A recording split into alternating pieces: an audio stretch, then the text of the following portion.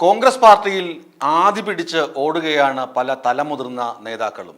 ഒന്നാമത് കെ സുധാകരൻ, രണ്ടാമത് V D Satheesan, പിന്നെ മുൻ പ്രതിപക്ഷ നേതാവായിരുന്ന രമേശ് ചെന്നിത്തല. ഈ മൂന്ന് നേതാക്കൾക്കാണ് ആദി പിടിച്ച് നെട്ടോട്ടം ഓടുന്നത്. കാരണം എന്താണെന്ന് ചോദിച്ചാൽ ദേശീയ തലത്തിലുള്ള പുനഃസംഘടന ഇങ്ങനെ പുരോഗമിക്കുകയാണ്. യു പിയിൽ ഇന്നലെ കണ്ടല്ലോ, മല്ലികാർജ്ജുൻ ഖാർഗെ എന്ത് ചെയ്തു? അവിടുത്തെ സർവമാന ഘടകങ്ങളും പിരിച്ചുവിട്ടു. എന്നിട്ട് മുഴുവൻ അഴിച്ചുപണിയാണ് ഖാർഗെ ലക്ഷ്യം വയ്ക്കുന്നത്. അതുപോലെ എങ്ങാനും കേരളത്തിൽ നടപടി വരുമോ എന്നൊക്കെയുള്ള ആശങ്കകൾ ഈ നേതാക്കൾക്ക് ഉണ്ട് താനും. ഇനി ഇവരുടെ ഒരു ഗ്രാഫ് പരിശോധിക്കുകയാണെങ്കിൽ കെ സുധാകരന് കെ പി സി സി അധ്യക്ഷ സ്ഥാനത്തിരുന്ന് നോക്കുമ്പോൾ ഒരുപാട് നല്ല കാര്യങ്ങൾ അല്ലെങ്കിൽ പാർട്ടിക്ക് സംഭവിച്ചിട്ടുണ്ട്. ഒന്ന്, ഉപതെരഞ്ഞെടുപ്പുകളിലെ വിജയം. പിന്നെ പാർട്ടിയിലെ നേതാക്കളുടെ അച്ചടക്കമില്ലായ്മയൊക്കെ ഒരു പരിധിവരെ കുറയ്ക്കാനൊക്കെ കെ സുധാകരന് കഴിഞ്ഞിട്ടുണ്ട്. എന്നാൽ തന്നെയും വി ഡി സതീശനും കെ സുധാകരനും തമ്മിൽ കീരിയും പാമ്പുമാണെന്നുള്ള കാര്യത്തിൽ ആർക്കും തർക്കവുമില്ല. അതാണ് കെ സുധാകരൻ്റെ അവസ്ഥ. അതുകൊണ്ട് കെ സുധാകരൻ പ്രായാധിക്യം അതുപോലെ തന്നെ ആരോഗ്യ പ്രശ്നങ്ങളൊക്കെ പറഞ്ഞ് കെ പി സി സി അധ്യക്ഷ സ്ഥാനത്ത് നിന്ന് ഒഴിയുമെന്ന അഭ്യൂഹവും പരക്കുന്നുണ്ട്. പുനഃസംഘടനയിൽ കെ സുധാകരനെ മാറ്റി നിർത്തിയ ശേഷം കൊടിക്കുന്നിൽ സുരേഷ് എം പി അദ്ദേഹത്തെ അവരോധിക്കാനാണ് ഹൈക്കമാൻഡ് ആലോചിക്കുന്നതെന്നൊരു ശ്രുതി കോൺഗ്രസ് അണികൾക്കും അതുപോലെ തന്നെ നേതാക്കൾക്കിടയിലും ഉണ്ട്. എന്നാൽ ഇതാണ് സുധാകരൻ്റെ ഒരു അവസ്ഥ. സുധാകരൻ ഒരു തരത്തിലല്ലെങ്കിൽ മറ്റൊരു തരത്തിൽ ഇതിൽ നിന്ന് മാറിയാലും തനിക്ക് വിരോധമില്ല എന്ന തരത്തിലൊരു അയഞ്ഞ നയ സമീപനമാണ് ഇപ്പോൾ എടുക്കുന്നത്. താനായിട്ട് ഇനിയിപ്പോൾ നിയമസഭാ തെരഞ്ഞെടുപ്പൊക്കെ വരാൻ പോകുന്നു, തദ്ദേശ സ്വയംഭരണ തെരഞ്ഞെടുപ്പ് വരാൻ പോകുന്നു. അപ്പോൾ പാർട്ടിയിലെ കെട്ടുറപ്പ് കാണിക്കാൻ താനൊന്ന് അയഞ്ഞ സമീപനം കാണിച്ചാലും കുഴപ്പമില്ല എന്ന നിലപാടിലാണ് കെ സുധാകരനും അദ്ദേഹത്തിൻ്റെ അണികളും അദ്ദേഹത്തിനൊപ്പം നിൽക്കുന്ന ആളുകളും എന്നാണ് പുറത്തു വരുന്ന വിവരം. എന്നാൽ വി ഡി സതീശനാകട്ടെ അങ്ങനെയല്ല. വി ഡി സതീശൻ പറയുന്നത് കഴിഞ്ഞ ഉപതെരഞ്ഞെടുപ്പുകളിലെ വിജയം, പ്രത്യേകിച്ച് പാലക്കാട് എല്ലാവരും എതിർത്തിട്ടും താൻ മുൻകൈയെടുത്ത് രാഹുൽ മാങ്കൂട്ടത്തിലിനെ അവിടെ സ്ഥാനാർത്ഥിയാക്കി. കെ മുരളീധരൻ്റെ പേര് വരെ അടിമുതൽ മുടി വരെ വെട്ടി നശിപ്പിച്ച ശേഷമാണ് രാഹുൽ മാങ്കൂട്ടത്തിലിനെ അവിടുത്തെ സ്ഥാനാർത്ഥി ആക്കിയതും അവിടെ എല്ലാവരുടെയും ഏകോപനം കൃത്യമായി നടപ്പിലാക്കി അവിടെ മിന്നുന്ന വിജയം സ്വന്തമാക്കി. പാലക്കാട് UDF മിന്നുന്ന വിജയം സ്വന്തമാക്കിയതിൻ്റെ ക്രെഡിറ്റ് എൻ്റെ പോക്കറ്റിലിരിക്കണം, അത് എനിക്ക് മാത്രം അർഹതപ്പെട്ടതാണ് എന്ന പിടിവാശിയാണ് വി ഡി സതീശനുള്ളത്. അതുകൊണ്ട് തന്നെ വി ഡി സതീശനും പറയുന്നത് ഇനി അടുത്ത് വരാൻ പോകുന്ന തെരഞ്ഞെടുപ്പുകളിലെല്ലാം ഞാൻ തന്നെ ഇതേപോലെ നേതൃത്വം കൊടുക്കും. തദ്ദേശ സ്വയംഭരണ തെരഞ്ഞെടുപ്പിൽ 70% തദ്ദേശ സ്വയംഭരണ സ്ഥാപനങ്ങളിലും കോൺഗ്രസ് അധികാരത്തിൽ വരണം. ആ തരത്തിലുള്ള പ്രവർത്തനങ്ങൾ ഇപ്പോഴേ തുടങ്ങണം എന്ന തരത്തിലാണ് വി ഡി സതീശൻ ഈ കാര്യങ്ങളെ മുന്നോട്ട് കൊണ്ടുപോകുന്നത്. അതുകൊണ്ട് വി ഡി സതീശന് ഭയമില്ല. എന്നാൽ വി ഡി സതീശന് ഭയമില്ലെന്ന് തീർത്തങ്ങനെ പറയാൻ പറ്റുമോ എന്ന് ചോദിച്ചാൽ അത് നടക്കില്ല. കാരണം അടുത്ത നിയമസഭാ തെരഞ്ഞെടുപ്പിൽ മത്സരിച്ച് ജയിച്ചു കഴിഞ്ഞാൽ UDF അതിൻ്റെ പാർലമെൻ്ററി പാർട്ടി യോഗത്തിൽ നിയമസഭാ കക്ഷി നേതാവിനെ തിരഞ്ഞെടുക്കും. അത് വി ഡി സതീശനാകുമോ അതോ ഡൽഹിയിൽ നിന്ന് ഒരാൾ ഇങ്ങോട്ട് കുപ്പായം തേച്ചിരിപ്പുണ്ട് വരാൻ വേണ്ടി? അതാരാണ്? സാക്ഷാൽ K C Venugopal. K C Venugopal ഇങ്ങോട്ട് വന്നാൽ, സംസ്ഥാന രാഷ്ട്രീയത്തിലോട്ട് വന്നാൽ വി ഡി സതീശൻ്റെ കട്ടപ്പുകയാണ്.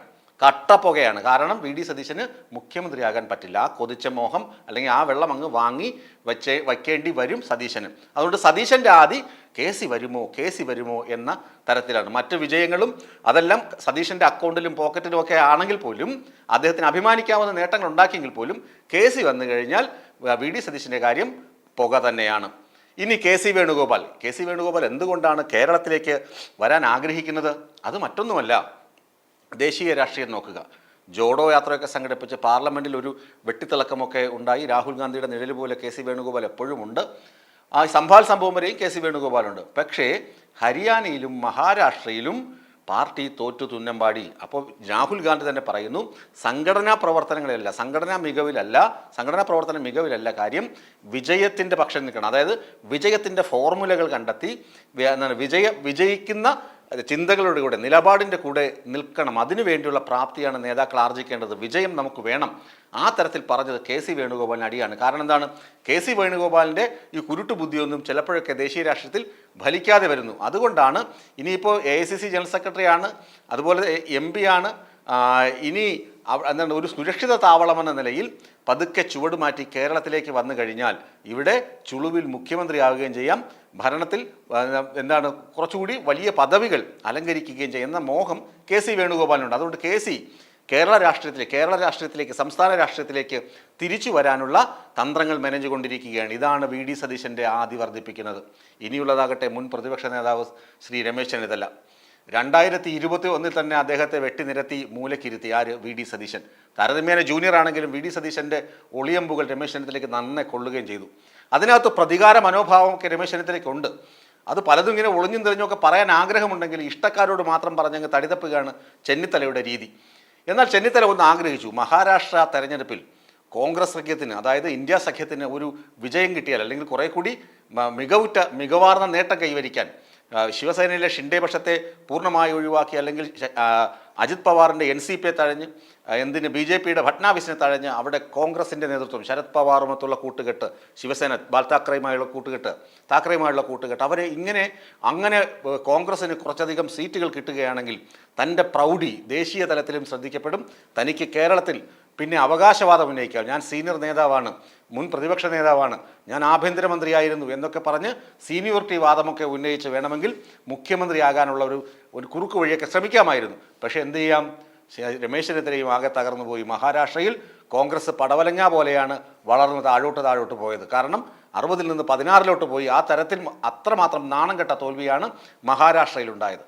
അതോടുകൂടി രമേശ് ചെന്നിത്തലയുടെയും ആദി വർദ്ധിച്ചു. ഇനിയിപ്പോൾ കെ സി വേണുഗോപാൽ കേരളത്തിലേക്ക് വന്നാൽ വി ഡി സതീശൻ്റെ പണിതെറിക്കും, KC വന്നാൽ രമേശ് ചെന്നിത്തലയുടെയും പണിതെറിക്കും. ഇനിയിപ്പോൾ KC വന്നില്ലെങ്കിൽ പോലും രമേശ് ചെന്നിത്തലയ്ക്ക് യാതൊന്നും ചെയ്യാൻ പറ്റില്ല. കാരണം വി ഡി സതീശൻ അഹങ്കാരത്തിൻ്റെയും അഹന്തയുടെയും ദുർമൂർത്തിയാണെങ്കിലും അയാൾ ചെയ്തു വെച്ച കാര്യങ്ങൾ കൊണ്ട് പാർട്ടിക്ക് ഇവിടെല്ലാം വിജയം നേടി, ഉപതെരഞ്ഞെടുപ്പുകളിൽ വിജയിക്കാൻ കഴിഞ്ഞു. അതുകൊണ്ട് ആ ക്രെഡിറ്റ് പോക്കറ്റിൽ വെച്ചിരിക്കുന്നിടത്തോളം കാലം വി ഡി സതീശനെ മറികടന്ന് ചെന്നിത്തലയ്ക്ക് വലിയ പദവികളിലേക്ക് എത്താൻ സാധിക്കുമെന്ന് തോന്നുന്നില്ല. ഇതാണ് നിലവിലെ ഒരു രാഷ്ട്രീയ സംഭവ വികാസങ്ങൾ കോൺഗ്രസിൽ പുകഞ്ഞുകൂടുന്നത്. ഇതിനകത്ത് പ്രധാനമായും പറയേണ്ടത് KC വന്നാൽ സതീശൻ്റെ കാര്യം കട്ടപ്പോക.